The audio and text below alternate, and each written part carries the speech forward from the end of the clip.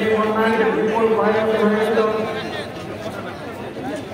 বন্যার সময় আমরা এসেছিলাম, কিন্তু প্রত্যন্ত অঞ্চলে উপযুক্ত যানবাহন না থাকার কারণে আমরা বুঝতে পারি। এদের মনে আফসোস নিয়ে বিরোধ দিয়েছিলাম।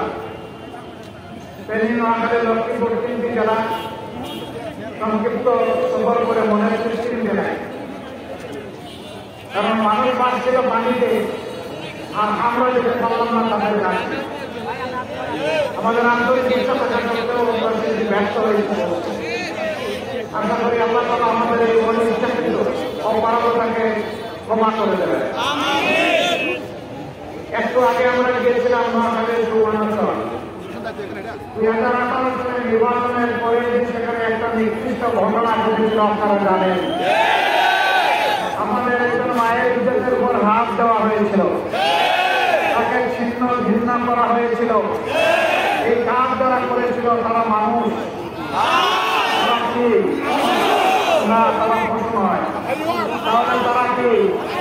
আল্লাহ তাআলা তাদের ব্যাপারে ফতোয়া দিচ্ছেন, নাম এরা হচ্ছে কায়পয়া জন্তু, আল্লাহ থেমে যাননি।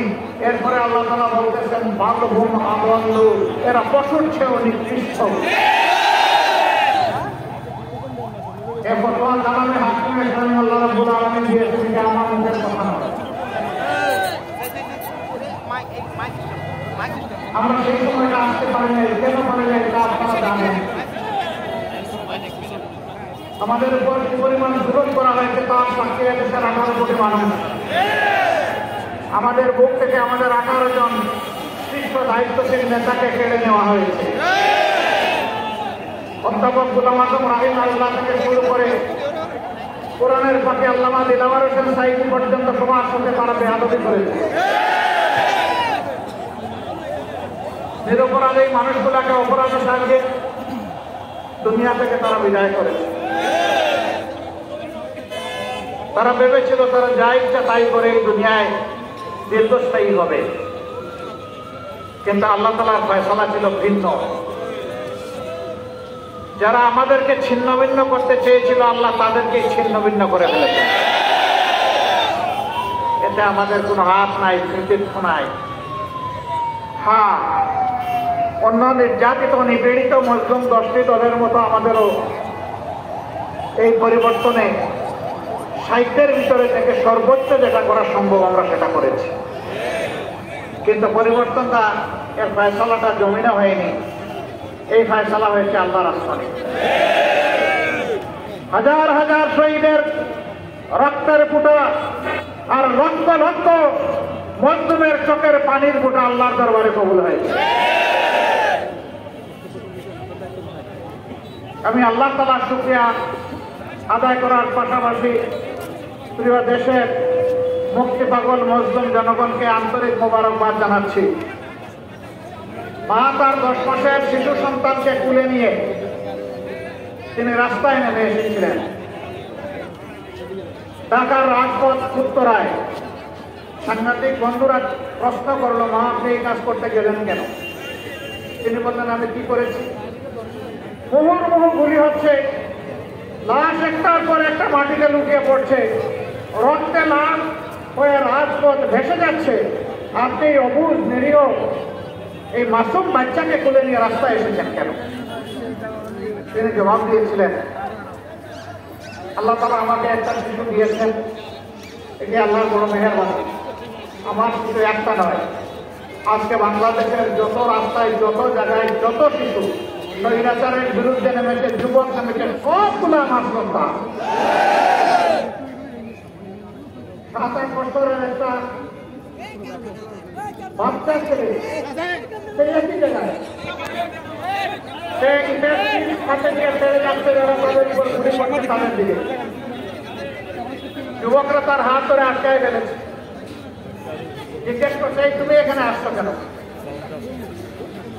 হাত উঁচু করে মুখ পূজা করে বলতেছে আমি এসেছি আন্দোলন করতে। কিসের আন্দোলন? বলছে ওরা যে আমার ভাইকে খুন করেছে, আমি খুনের প্রতিশোধ না নিয়ে করে দিব। কে তোমার ভাইকে? বলে যে আমার ভাই আবু সাঈদ। তোমার বাড়ি কি রংপুর?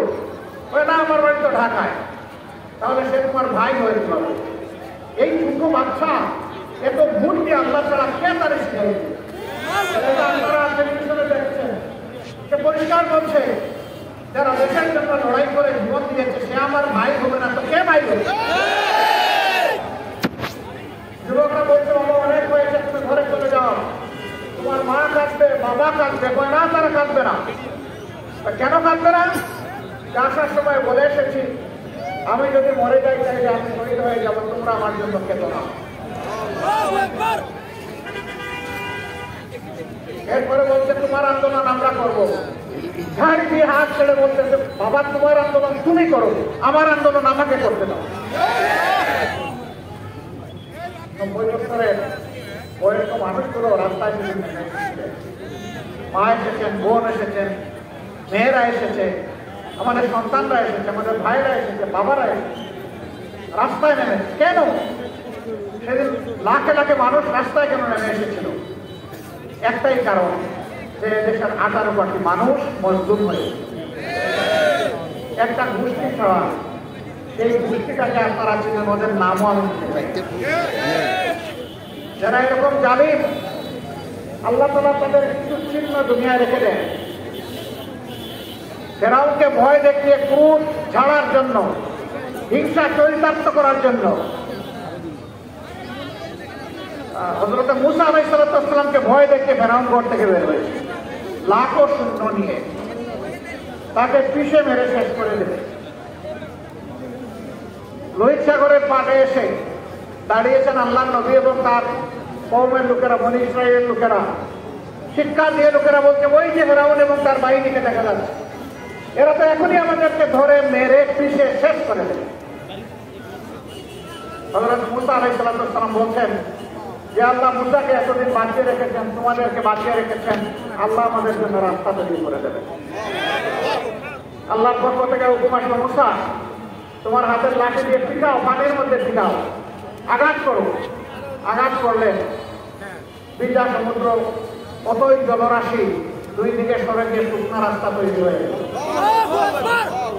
আল্লাহর নবী তার সঙ্গীদেরকে নিয়ে এই উপসাগর পাড়ি দিলেন। ফেরাউন নিতাইত জ্ঞান শূন্য হয়ে মনে করলো আমারও রাস্তায় যা, এও তার সৈন্য নিয়ে ঢুকলো। আল্লাহ তাআলা সবগুলাকে এইখানে বিজা পাউডার বানিয়ে ছাড়লেন। কোনো জীবন্ত প্রাণী যখন পানিতে মারা যায় বসে গলে শেষ হয়ে যায়, কিন্তু আল্লাহ তাআলা বললেন সবার লাশ পচে গেলে শেষ হবে, কিন্তু পানির মধ্যে আমি ফেরাউনকে সবজি বানায় রাখি। আল্লাহ তাআলা ফেরাউনকে সবজি বানায় এখন মিশরের মিউজিয়ামে তাকে মুভি হিসাবে আল্লাহ রেখেছে, যাতে দুনিয়ার স্বৈরাচাররা জুলুমবাজরা এই ফেরাউনকে দেখে শিক্ষা দেয়, আল্লাহর কাছে আশ্রয় চায়। কোনদিন জন্য আমরা নিজেরাই জুলুমবাজ হয়ে না, কারণ জালিমরা হচ্ছে আল্লাহর দুশমন। জালিমদের উপর মানবতার অভিশাপ আল্লাহ তাআলার লানত। আল্লাহ সেই জালিম হওয়া থেকে এই জাতিকে রক্ষা করে। যারা জুলুম করলে এখন তাদের কি হবে? মানবতার বন্ধু মুহাম্মদুর রাসূলুল্লাহ সাল্লাল্লাহু আলাইহি ওয়াসাল্লাম মক্কা বিজয়ের পরে মক্কাবাসীর সমস্ত হিংসা, বাড়াবাড়ি, শত্রুতা, কষ্ট দেওয়া সব কিছু ক্ষমা করে দিলেন একটা অপরাধ ছাড়া। বললেন যে এই অপরাধের কোনো ক্ষমা নাই। 10 জন বা 13 জন কুখ্যাত ব্যক্তির নাম করে বললেন এরা সাধারণ নিরীহ মুমিন মুসলমানদেরকে খুন করেছে, খুনের বদলাতে খুন। এরা যদি কাবাগরের ভিতরেও থাকে, ওখানেও যদি পাওয়া যায় ওদেরকে ধরে এনে হত্যা করা হবে। কাবার গিলাফের ভিতরে যদি আশ্রয় নেয় বের করে এনে হত্যা করা হবে। যদিও শেষ পর্যন্ত 4 জন ছাড়া কারো কপালে এই দুর্ভাগ্য বকেনি। কেউ পালিয়ে গিয়েছিল আর কেউ নিরাপত্তা পেয়ে ফিরে এসে ইমান কবুল করেছিল। সম্মানিত ভাইয়েরা, যারা গণহত্যা চালিয়েছে 2009 সালের 25 এবং 26 ফেব্রুয়ারি ঢাকার পিলখানায় বিডিআর সদর দপ্তরে 57 জন চৌকট, দেশপ্রেমিক সেনা অফিসারকে নির্মমভাবে হত্যা করে হত্যার রাজনীতি শুরু করেছিল, সেই রাজনীতি তারা অব্যাহত রেখেছিল 2024 সালের 5ই আগস্ট পর্যন্ত। এই নোয়াখালীর মাটিতেও বহু রক্ত এবং জীবন ঝরে গিয়েছে। 13 সালে যাদের জীবন ঝরে ছিল, আমি তাদের বাড়ি বাড়ি যাওয়ার সুযোগ পেয়েছিলাম। তাদের মায়েদের কান্না, বাবাদের কান্না, ভাই বোনের কান্না, সন্তান সন্ততির কান্না আমার নিজের কানে শোনার সুযোগ পেয়েছি। শুধু কি নোয়াখালীতে, সারা বাংলাদেশে তারা এই তাণ্ডব চালিয়েছে। তারা দেশকে একটা জাহান্নামে পরিণত করতে চেয়েছিল। আল্লাহ তাআলা তাদেরকে জানাই নিয়ে গিয়েছেন, বাংলাদেশের জনগণকে আল্লাহ তাআলা মুক্তি দিয়েছেন। আল্লাহর দরবারে লাখো শুকরিয়া, আলহামদুলিল্লাহ রাব্বিল আলামিন। আমাদের যে সমস্ত সাহসী সন্তানদের এই ত্যাগ, তাদের জীবনের বিনিময়ে আমরা এই পরিবর্তন পেয়েছি, নতুন বাংলাদেশ পেয়েছি। মহান আল্লাহর দরবারে দোয়া করে আল্লাহ তাদের প্রত্যেককে মর্যাদাবান শহীদ হিসাবে কবুল করুন। যারা আহত হয়ে পঙ্গু হয়ে কষ্ট পাচ্ছে, আল্লাহ তাআলা তাদেরকে সবর এবং সুস্থতার পূর্ণ নিয়ামত দান করুন। সরকারের কাছে আমাদের স্পষ্ট বার্তা, স্পষ্ট বক্তব্য, যারা নিহত হয়ে দুনিয়া থেকে বিদায় নিয়েছে, শহীদ পরিবারকে যথাযথ মর্যাদা প্রদান করুন, রাষ্ট্রীয় স্বীকৃতি প্রদান করুন। আর যারা আহত হয়ে কষ্ট পাচ্ছে, সব কিছুর উপর অগ্রাধিকার দিয়ে তাদের উত্তম এবং যথাযথ চিকিৎসার ব্যবস্থা করুন। সরকারকে আমরা আশ্বস্ত করছি, তার জাতিকে মুক্তি দিয়েছে, সেই মুক্তির অংশীদার আমরাও। অতএব আমাদেরও কিছু নৈতিক দায়িত্ব আছে। আমরা যেমন শহীদ ভাইদের পাশে ছিলাম, ফ্যামিলির পাশে ছিলাম, ঠিক তেমনি ভাবে আহত ভাইদের পাশে আমরা ছিলাম। এই কেবল আজকেই ফেনীতে আমরা শহীদ পরিবার এবং আহত পঙ্গু ভাইদেরকে নিয়ে একটা সম্মেলন করলাম। বড় মনে শান্তি পেতাম, ঘরে ঘরে গিয়ে যদি তাদের খোঁজখবর নিতে পারতাম, কিন্তু এটি একটা ব্যক্তির পক্ষে সম্ভব নয় বলে দয়া করে আমাদের দাওয়াতে সাড়া দিয়ে তারা চলে এসেছিলেন। কারো মুখের দিকে তাকাইয়া বুক ধরে রাখা যায় না। এখানে অনেক যুবক উপস্থিত আছেন। আমি যখন দেখি একজন যুবক ক্রাচের উপর ভর করে কুড়িয়ে কুড়িয়ে আমার দিকে হাত বাড়াচ্ছে, তখন হৃদয় ভেঙে টুকরা টুকরা হয়ে যায়। এত সুস্থ ছিল, সবল ছিল, ভালো ছিল, হায়নারা এই অবস্থা করেছে তার। আর তারা এই ত্যাগ স্বীকার করে আমাদেরকে এনে দিয়েছে দ্বিতীয় স্বাধীনতা। তোমাদেরকে অভিনন্দন, তোমাদেরকে মুবারকবাদ। শহীদ এবং আহত যারা, তাদের কাছে এই জাতি এবং আমরা চিরঋণী। এই ঋণ শোধ করার কোনো শক্তি আমাদের নাই, কিন্তু একটা ঋণবোধের দায় আমাদের অন্তরে আমরা লালন করতে চাই। এই শহীদদেরকে আমরা জাতীয় সম্পদ হিসাবে দেখতে চাই এবং সর্বোচ্চ আসনে তাদেরকে দেখতে চাই। এদেরকে কোনো দলের ভিত্তিতে ভাগ বটোয়ারা করার পক্ষে আমরা নাই। শহীদরা জাতির সম্পদ, জাতির কাছে আমানত, তাদের ইজ্জত সব কিছুর ঊর্ধ্বে। আমরা সেইভাবেই শহীদ পরিবারগুলোকে বুকে লালন করতে চাই। সরকারকে অনুরোধ করছি, অগ্রাধিকারের ভিত্তিতে আহতদের চিকিৎসার উদ্যোগ নেন। দেশের ভিতরে আমরা ইনশাআল্লাহ আপনাদের পাশে থাকব। দেশের বাইরে দুনিয়ার যে কোনো জায়গায় তাদেরকে চিকিৎসার জন্য পাঠান, সেখানেও আমরা আমাদের সংগতি অনুযায়ী অবশ্যই সরকারকে আমরা সহযোগিতা করব। তবু আমরা চাই তারা সুস্থ হয়ে উঠুক।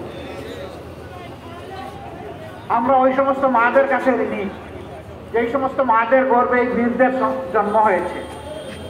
আমরা দোয়া করি আমাদের মায়েদের গর্ভে আল্লাহ তাআলা এরকম আরো আরো বীরের জন্ম দান করুন। এই দেশ হোক বীরের দেশ। এদের একটাই আকাঙ্ক্ষা ছিল, চাহিদা ছিল, we want justice, we want justice. আমরা ন্যায় বিচার চাই, বৈষম্য চাই না সকল ক্ষেত্রে। তারা একটা বৈষম্যহীন বাংলাদেশ পেয়েছে। এটা কি তাদের অপরাধ ছিল? হ্যাঁ, ওদের কাছে অপরাধ ছিল যারা মানুষকে মানুষ মনে করে নাই, যারা মানুষকে তাদের দাস মনে করছে, মানুষকে যারা সম্মান দিত না, ভালোবাসত না, তাদের কাছে তাদের এই ন্যায্য চাওয়াটাই ছিল অপরাধ। সেই জন্যই তো গুলি চালিয়ে তাদের বুক ঝাঁঝরা করে কাউকে দুনিয়া থেকে বিদায় করেছে আর কাউকে বঙ্গ করেছে। আমরা আমাদের এই সন্তানদেরকে কথা দিচ্ছি, আমরা রাজনীতি করি প্রিয় দেশের মাটি এবং মানুষের জন্য। তোমাদের এই দাবি ন্যায্য। এই দাবিতে আমরাও একাত্ম হয়ে রাস্তায় নেমেছিলাম। তোমাদেরকে কথা দিচ্ছি, আমাদের রাজনীতি এই দাবি বাস্তবায়নে ইনশাআল্লাহ আমরা আমাদের রাজনীতি করব। যদি মানুষের কল্যাণ উপকার না করতে পারে এই রাজনীতির আমাদের কোনো প্রয়োজন নেই। যেই রাজনীতি মানুষের পকেট কাটে ওই রাজনীতির আমাদের কোনো দরকার নেই। যেই রাজনীতি মানুষের সম্পদ লুণ্ঠন করে ওই রাজনীতির আমাদের প্রয়োজন নেই। যেই রাজনীতি দখলদারিত্ব শেখায় ওই রাজনীতির আমাদের কোনো প্রয়োজন নেই। বরঞ্চ ওই রাজনীতিরই আমাদের দরকার যে রাজনীতি প্রত্যেকটা মানুষকে সম্মান করতে এবং ভালোবাসতে শেখায়। আমরা একটা ভালোবাসার বাংলাদেশ করতে চাই, একটা বৈষম্যহীন দুর্নীতি এবং দুঃশাসন মুক্ত বাংলাদেশ করতে চাই। আমরা চাই না দেশে আর কোনোভাবেই ফ্যাসিবাদ ফিরে আসুক, এটা যার মাধ্যমে হোক ফ্যাসিবাদ বাংলাদেশে ফিরে আসুক, এটা আমরা চাই না এবং দেশবাসী এটা বরদাস্ত করবে না। আপনারা কি সেই রকম একটা বৈষম্যহীন মানবিক বাংলাদেশ চান? যারা চান তারা একটু হাত তোলেন তো দেখি।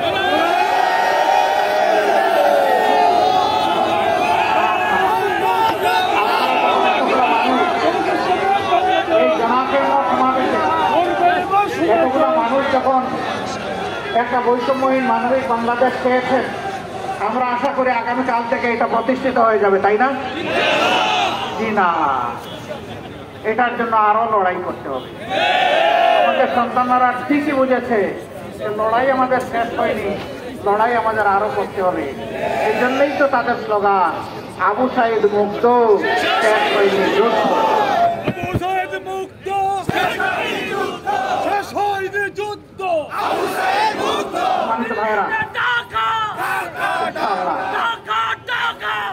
আল্লাহর কোরআনের ভিত্তিতে যতক্ষণ না একটা ইনসাফ ভিত্তিক মানবিক সমাজ বাংলাদেশে কায়েম হবে ততদিন আমাদের লড়াই অব্যাহত থাকবে।